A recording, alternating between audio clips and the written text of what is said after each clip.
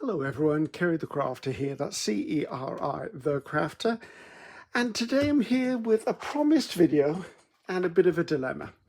Okay, I will say it was last month I did a project where I made this cover, and when I made this cover I actually did say it was going to be for my Bohemian journal, and the Bohemian journal was going to be done by the end of March 2024. Why did I say that? I said that because I have owned the Bohemian kit for about 10 months now, and I haven't been able to find a way to finish it or work forward. I've just been a bit lost with it, to be honest with you, and I thought if I said to you guys I will do something, I will do it, and here we are. And please excuse all the paint of my nails. I've been doing lots of gel printing this morning for another bigger project. So this is the cover. I will put a link in the video below. So I will put a video link in the description box below, just so you can actually see how this was made, should anyone ask. I don't think I'll put the metal corners on in the video, but put metal corners on. I've done it enough times, I'm sure you can find it somewhere else in my video stash. Now, let's just pull in the kits. Right. When I was at a retreat last year with RachandBellaCrafts, and this is RachandBellaCrafts, and they're on Etsy. They had printed kits for sale there, and these two caught my eye, and I thought, you know what, I really want to do these. So I picked up both kits, full intention of doing a really lovely journal with dangles and beads and lace and everything, and I just couldn't do it. And I want to flip through these now one at a time. Let's put this one to the one side. So I'm going to flip through these. Will actually tell you what the problem was.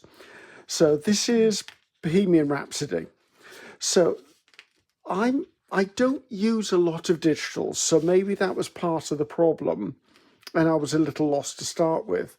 But I think when someone creates something as beautiful as these pages, why, I love this color green, why would I want to cover it with something like pockets and tucks and other writing space? So I struggled, and I struggled, and I struggled, and I kept looking at it. I kept pulling the kit out, trying to work out what to do, and then putting it back again. And I thought, right, if I make maybe a 3-signature journal and put coffee dyed paper in, but then where would I put the ephemera? And so that's that kit. Bohemian Rhapsody. I will put a link to RachandBellaCrafts shop on here, not the products. I really struggle trying to get Etsy links to work on my website, on my YouTube channel, and I don't know why. It could be that I'm UK Etsy and most of you guys are USA Etsy, and I get lost in the mix. So anyway, Bohemian Girl, this is the one that most attracted me of all of it. So as you can see, it's a stunning kit. I mean, it's some beautiful, beautiful imagery in here, but how would I put something on these pages? And also, if I've got this as a page, do I really want white pages with it? I didn't. So anyway, I struggled. But I think at last I have come up with a solution. And let's just hope I can make it work. Now, as you can see, whoever printed these didn't have borderless printing, and I don't have borderless printing either. So that kind of works for me on that front. Let's just do that. So as you can see, there are also writing pages. There's this one page I'm not quite sure. It doesn't seem to sit in with the rest of the kit, but it could be that there just needed to be one more page. And then there's these that are just really patterned and absolutely beautiful. I love the butterfly one. So as you can see, a phenomenal kit, but I couldn't bring myself to cover up some of these pages. I've got two there. I have.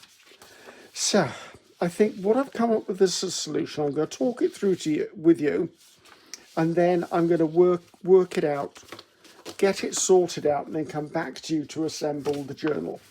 So I think Bohemian Girl is going to be the insert that's going to be in here, or the signature that goes in here, although I'll tell you how I'm going to work it out. Now this one, Bohemian Rhapsody, I think I'm just going to put this in with my patterned papers, and I will use it for making ephemera, making masterboards, making journal cards and stuff like that, because I think that's what the intent of this one was for anyway. Now, I had actually started making the odd little bits of ephemera. I mean, little journal cards. I had some tags, journal card, tag, another journal card, and I had this envelope that was decorated that would go around a page, so you had a pocket on that side, a pocket on that side. So I had started, but I just couldn't do it. So anyway, this is going to be my game plan. Right, I'm going to put this to one side because we've all seen this. Now, I'm going to keep the pages that are the pages with the faces on. I'm going to keep as is. Well, not as is, but I'm going to make those my focal pages. These I am now going to put into my photocopier, and I'm going to photocopy that onto the back of each of these pages, which will give me the writing space I want. Now, the thing is, that still only gives me a little bit of writing space. But what my plan then is, I'm going to take this out as well, because I'm not particularly keen on that one. I'm going to do the same with these. And then once I've actually got the backs printed onto each of the backs of these, I'm then going to take these, the originals, and I'm going to tear them into panels, and then these panels will get placed next to the image. Does that make sense? I hope it does. And also I need to take off all of the edges. So you're going to have to bear with me for a couple of seconds, because that's going to be quite a chunk of work for me to do. I know someone is going to go, but Ceri, you could just glue the pages together and sew around them. Yes, I could. But then that makes it even thicker. And I think I would prefer to keep this weight of paper. And I normally have between 15 and 18 pages in a signature. And I think once I've done my plan, I should end up with about 15 pages. Well, that took me considerably longer than I thought. I think the longest bit was actually trimming down the edges of the white papers, because obviously the printer the originals were printed on is different to the printer mine was printed on, so they didn't align up. So to get white off the edges of both sides is a bit of a challenge. So these are the original pages that I've trimmed down. So what I'm going to do is, these are the ones, if I feel there's a page I want a little bit more writing space, because that's what this journal is going to be. I've decided it's going to be a writing journal. So I can just use my tear ruler, or I'll probably just use a metal ruler, and I can tear panels down and put those in and stick them. Say I wanted one on there, I could put it on there. So let's have a really quick flick through these, and I'm going to fold them at the same time. So while I'm doing this, I'm going to show you what they are, and then I'm going to talk about options as we go along. So as you can see, I've tried to marry the front up with the back. Now, as I said, the downside of me having a different printer than the person who actually printed these in the first place is that not all my papers are probably, there you go, I managed to get the right person and the right one. I'm not managed to get them to be all the same size. So, but you know what? I'm just going to embrace that. It's a handmade journal, and that's what this is about. I love this picture. So what are the options for this? I did consider, as I was doing all of the trimming and the copying and everything, you could put lace down the sides of pages, and that would look absolutely lovely on these, I should imagine. Also, you could put maybe a doily into the middle of these. So you could do that. You could put a decorative envelope into the middle of them as well. That would be a nice thing to do. Did I fold that one the wrong way? Maybe it needs to be folded that way. No, it doesn't matter if that's in the back, does it? That's fine. I'm loving this image. I love that butterfly. Absolutely love that butterfly. So I'm going to try and place the girls' faces, the ones you see me do, randomly through the book. I think that's the last of the girls. So I'm going to put the girls, I've got 5 or 6. 1, 2, 3, 4, 4, 5. And I think I quite like that as my first page. So I've got 5 of those. And then these, all I did is I took the patterned papers and I did the same thing as I printed on the back. So what I'm going to do with these, because I know there's more of these, I'm going to fold one so the pattern is on the outside and fold the other so that the lines are on the outside. And I'm hoping that'll give some good variation within the signature. For those of you who have not done a journal before, a signature is just the bundle of pages that are sewn into a journal or a book. Now, I'm doing a one single signature journal here. You could do numerous, and I've got one coming up. I don't know when the next one's going to be, actually. Someone else reached out to me and said, would you like to use my kit? And it was a really beautiful kit. And I went, yes, definitely. And I'd like to get hers done. Maybe April, May would be a good idea to get that one done. I think her name is Christy. Christy, is that you? Without going into my iPad, I can't actually tell you what her name is. And it's all like wallpaper and upholstery and stuff like that. And I'm going to do a fabric cover for that one because it's not beautiful. It's absolutely gorgeous. Maybe I want that on the outside cover.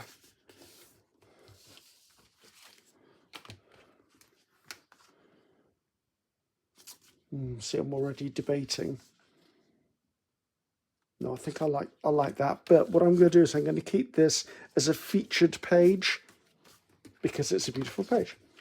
So I need this on the outside. So yeah, so Chris, I'm sure her name is Christy. I can't remember. I'm so bad with names, guys. You're lucky as if I can remember to say Ceri, the crafter. So, right, that's the last of the pages. So I'm not going to add any extra pages. Like I could have, if I was doing more than one signature, I could have come through and I could have added coffee dyed pages. I could have used tea dyed pages. I could have done, I know there are pages that are dyed with vegetables which come out as different colors. You can use Kool-Aid, which is another. There's lots of colored papers out there, is what I'm trying to say. So I'm just going to try and put this together in this order, which is no particular order. Well, that's actually turned out quite well, isn't it? And just see where everything falls, which I think says here immediately changing things up. I think that's a better option for that. Ooh, that is the same as that, so that's fine. Let's pull this one in from here. I don't even know how many pages I ended up with. Right. I think I'd like the butterfly here. Butterfly. I don't mind that because that's butterfly.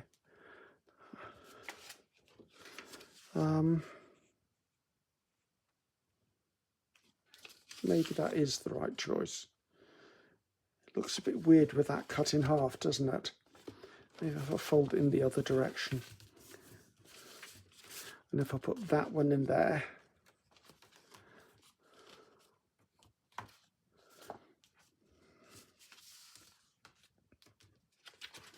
What do I want in the middle? Quite like that as the middle pages. Let's try and work backwards a bit. So the signature's there. That would work. I seem to have gone into the land of turquoise here.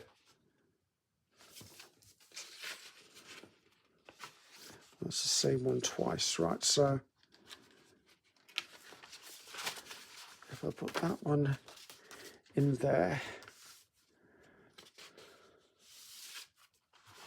Sorry guys, hopefully I'm not too off screen. I think I'm going to pop her by there. I don't really like the fact that this is cut in half, but you know what? It is what it is. So let's have a look. That's quite nice. So see how many pages I ended up with. I think it must be around 15. And we'll see whether the journal makes sense here. So it's 1, 2, 3, 4, 5, 6. I love that. Oh, actually, that works across there, doesn't it? 7, 8, 9, 10, 11, 12, 13, 14. So I'm only one page short. Now, this does leave me these. Now, do I want to rip panels out of this? Like I could quite easily on here take panels out of here and say stick them there, but I think there's quite a bit of writing space in this. I really do. I'm not sure I want to add more. I think this is very much a writing journal. I mean, there's places for the eye to rest. Yeah, I'm okay with that. I think we're going to stay with the amount of pages. I will keep these. And I don't know. I'll decide what to do with those another day. Now, I did have this one last page, but I didn't put a backing on it, which this would have made 15. But for some reason, the caravan just didn't fit in with the rest of it for me. Personal choice. So we now need to see, is this going to fit in here? It is. It's not going to protrude over the edge. If I'd have put lace down the edges of the pages, it would have been totally in keeping. If I'd have put lace down the edges of the spine, totally in keeping. I might actually put lace down there. You could always put a topper on the front. I'm not sure I want any of these on the front. They all look too samey. I'm wondering whether I just want to find something different. Right, let's get this sewn in. First of all, before I do anything else, let's get this sewn in. Let's get the ruler out of my way. I need some clamps. Right, one box of clamps. Let's pull out these. These are, I don't know what you call them in your country. These are bulldog clips, which I use a lot of, as you can see. I think these may be called file clips or something. So, hey-ho. Right. Now, my aim is here. We know they're all the right way up because we've just been through. Now, what I want to do is I want to get this spine as close to itself as possible. So I'm going to clip that in place there. Then I'm going to turn it over and make sure that this is fully pushed up against its spine there. If I've done it one side, I can do it the other side. Sometimes I have to redo the first one for some reason. There you go. I can see I do that. I just need to push in a little bit further and a little bit further. When I'm happy they're all nice in place, I'm going to push these levers down, because if you don't, they get caught around the cotton, the waxed linen thread, if that's what you're using, which I am on this one. So I need to come in now, and I need to get myself, I'm going to use an old book to punch through into, which will go through there. Now, I need to have the holes go through here and into the spine. So what I'm going to do is I'm going to clip the cover itself to the spine. So I just want to make sure that I've got it reasonably evenly spaced. Now, this cover seems to be slightly bigger than this, and that's because, of course, I had to cut all the white space off. If I hadn't have cut the white space off, there would have been probably about 1/4 of an inch gap top and bottom on this journal. But that's just one of the downfalls of not having it printed with borderless printing. So let's get my owl out. Right, this is an awl, AWL. It's for piercing holes, which is why I've got the book, because I don't want to make a hole through to my mat. Now, I'm going to close the book as much as I can, because by doing this, if I push directly down, I'm likely to go straight through the spine of the book. Let's just go about there. I'm going to push through until I get into the book. Now, there is something out there on the market called a book cradle, and a book cradle is a device that will hold your book at this angle when you actually push through into it. I want to say Crafty Cat USA makes it. I don't know. I know Gail Costinelli uses one all the time. So I'm just going to make sure the holes are reasonable all the way through. Why can't I see that? There you go. So we are done with this and this. Now, what colour thread do I want to put here? Now, I might actually be putting lace on this. I don't want anything too dramatic. That might work. Right, this is waxed linen thread. I bought it a couple of years ago. It came as a pack of about 12 different rolls in different colours. I did buy it on Amazon, I want to say, but you could use embroidery floss. You could use, I've heard people use dental floss. I've used thick sewing thread before now, and I mean, let me just snip this and I can show you what I mean. This sort of thickness, so it's a heavy duty thread. I use this sometimes as well. Depends on what you fancy using at the time. So that can go out of my way. And then as far as the needle goes, I'm using one that's got a large eye to it. I have been known to use a darning or a cross-stitch needle before now that doesn't have a point on it. So I'm using 3 lengths of cotton, waxed linen thread, and by 3 lengths I mean 3 times the spine length, only because it's just a guide. Now you can do, I'm doing a 3-hole pamphlet stitch. You can do it in different ways, so don't think mine is the only way, and if you see someone else doing it differently, it's their version. So I'm just going to go out through the middle, and I'm going to make sure there's a tail on the inside. Then I'm going to come back in from the outside to the inside. Hopefully I can get through the gap. There you go. Luck was on my side. If you do find that you're having trouble pulling it back through, either make the hole slightly bigger or maybe get yourself a small pair of jewellery pliers or something you can grip and pull it through. Now, I need to go back through this hole, okay? This hole here. And I need to go through in such a way that I don't split my own thread. So I'm going to hold this quite taut, so it's pulling it away from the hole. Give this a slight tug, and then I'm going to go in, and I want to come through so that I'm not piercing the existing thread. Okay, because if you pierce the existing thread, you're going to have to undo it all and start again, because you can't tighten up the spine if you've done that. And then you're going to come back in through the top. This one looks like it's going to be a bit tricky. Oh no, I'm wrong. Right. Now at this point, I have my tails all the way through. Come on, you. There you go. So I've got my thread on the inside.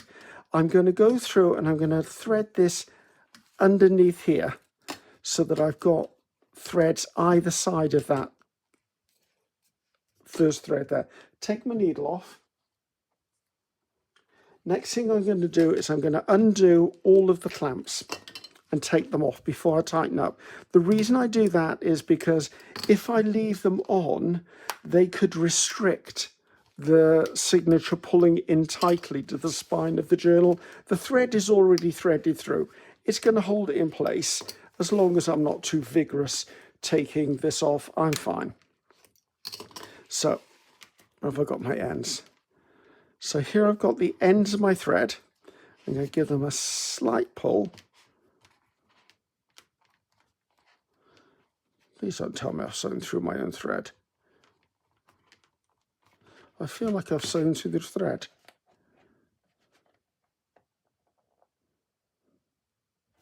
No, I haven't. No, I haven't. Okay, sorry, sometimes if it doesn't move, it's because you've sewn through your own thread. I think it's because they're quite tight, these holes. So I'm going to give it one good knot. And I'm not going to pull it so hard that it cuts my paper, but I do need to know that those are pulled taut. Give it one knot. I give it 3 knots, but that's just me. Also, you could leave the central strings long and put dangles on them or charms by letting them hang down and put charms on. You could even tie a small bow in there. There are umpteen different ways of finishing the center. I like to leave a little bit of thread in the middle just in case over time this loosened, then it could always be tightened up further. So that gives us our journal. I quite like that. Now, what do I want to do about the cover? Do I want to do anything on the cover? I think what I'm going to do is I'm going to stop you for 2 seconds because I want to have a look through my ephemera and see if I've got something that's interesting enough for the cover. And I also want to see if I've got some lace to go down there because I feel you can't have a Bohemian journal without a bit of lace on it. So, right, bear with me, back into. Well, that was slightly frustrating. I recently had a bit of a sort out and move stuff around in my studio, and I couldn't find my lace. I found it eventually, but not after a good old search. I also found this, and I thought this might go quite well here. And I did fancy a bit of fabric down the side, so I'm going to do this bit first. I found this, which I thought was really nice and delicate, and I think if I put a piece of that down the side of here, that might be a good idea. So let's get a piece of something to lay this on. Just a bit of magazine. Now what I'm going to do is I'm going to trim this after I've glued it on. So I'm just going to come in and probably glue about half of this. I'm using Fabri-Tac obviously because there's fabric involved. And I thought this might just be a nice way of adding a little bit of a delicate element to this journal card, which I'll then make the topper for the entire piece. I think if I just do it about there, lucky enough this has got a pattern on it that I can line it up against, and I will set that to one side for a few minutes if I haven't stuck it to the page, which I probably have. I'm having a good day today, guys. Right, if I leave that pressed down like that, and we'll leave that exposed to the air for a few minutes just so it can dry out a bit while we talk about this. Right. I found this, which is actually vintage lace, and I thought that would look really nice down the cover there. So let's just cut a piece of that. If I've got this right, it should just be on that scallop and on that scallop there. That will go in my snippets jar. So I think that will look lovely down the spine. That's fine, I don't mind it goes all the way to the top of the bottom. That's actually quite good. It won't get caught on anything then. But before I do that, I found this. And I thought, you know, this looks like the perfect closure for this. It just speaks to me of being the right closure. And what I want to do is I'm going to thread this through, if I can get my finger underneath it. And I think I need to turn it over. I'm going to thread it underneath the sewing of the spine. Then I'm going to pull it so that it's equidistant either side. And what this means is that it will then be forever secured into the spine. And I'm going to open this up because that's the way I like to work. And I'm going to come in and I'm going to put a bit of glue either side of it just to keep it secured in place. There will be lace over the top of this. Some glue strings. Right, is there a right way, is there a wrong way? So if I lay that down there, I quite like it because it stays within the parameters of the stitching. And sometimes if it goes off the top, I find when you take it off on and off a bookshelf, it becomes a problem. So let's lay that down. I'm going to just put a bit of a line down the middle of Fabri-Tac. Now Fabri-Tac by nature is thick. So what I like to do is I like to come in and I like to smooth it out a little bit with my fingers. I do that so that it doesn't come all the way through the lace and look really lumpy on the other side. I'm only sticking down the middle at the moment, and thank goodness there's a pattern on here that means I know exactly where the middle is.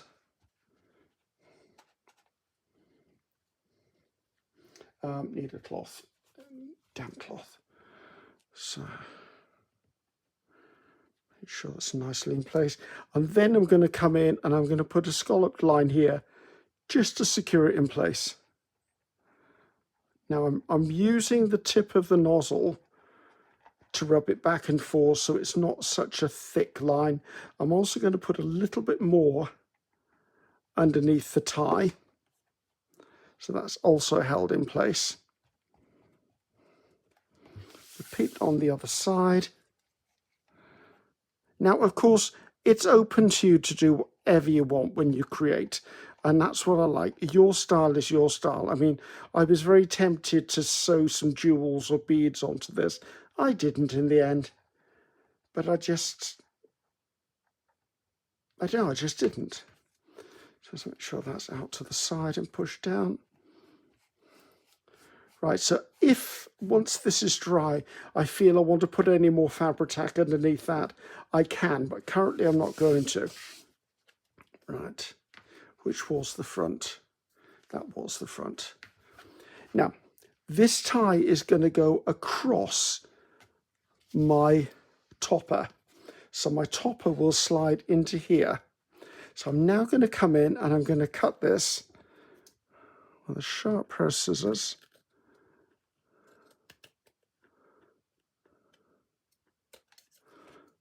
Hopefully I've cut that straight.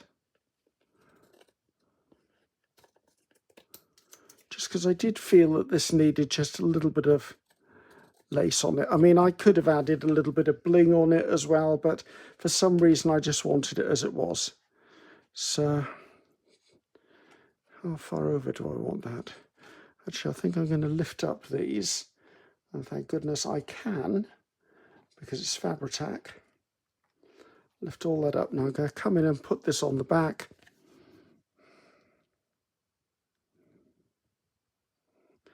That's the other good thing about Fabri-Tac. It's not an instant grab. It's not like art journal glue, art glitter glue that actually will set up immediately. You do have a bit of wiggle room with Fabri-Tac. Right, so let's flip this over. I quite like the idea of sliding that under there. My aim is to get this near enough to the edge of there. Is it straight? It is. I might just put a little bit more glue under here because obviously now it's a new surface.